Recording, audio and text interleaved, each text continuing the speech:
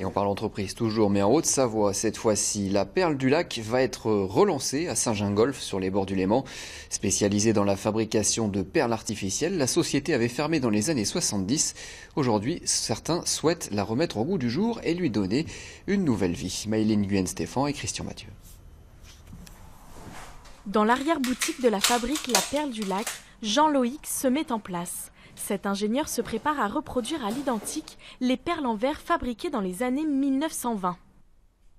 C'est un procédé qui est très ancien, puisqu'il date à peu près du XVIIe siècle, qui a été trouvé à Paris, et puis qui a été amené à Saint-Gingolph parce qu'il y avait la ressource des poissons du lac Léman. À cette époque, les perles étaient fabriquées à partir d'écailles de poisson pour leur donner cette couleur nacrée. Aujourd'hui, Jean-Loïc souhaite faire renaître la perle du lac et lui redonner ainsi de la noblesse. C'est une perle qui était faite à partir d'un noyau d'émail, donc c'est du verre, qui était trempé dans une solution qu'on appelle l'essence d'Orient et qui était faite à partir d'une matière du lac qui est l'écaille d'ablette. Donc l'ablette, c'est un petit poisson blanc qui est dans le lac. Et on utilisait donc les écailles d'ablette et on récoltait une molécule précieuse qui donne cet aspect irisé de la nacre. Le bloc de liège avec les perles était ensuite trempé dans cette solution d'essence d'Orient et cette opération était répétée jusqu'à 20 fois.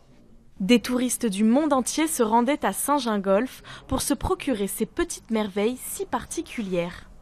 La perle artificielle, elle est régulière et elle a un grand avantage par rapport à la perle dite naturelle, elle ne meurt pas.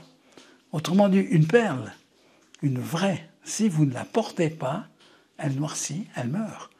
Cette perle, et vous avez des exemplaires ici, de 1922 qui n'ont pas bougé.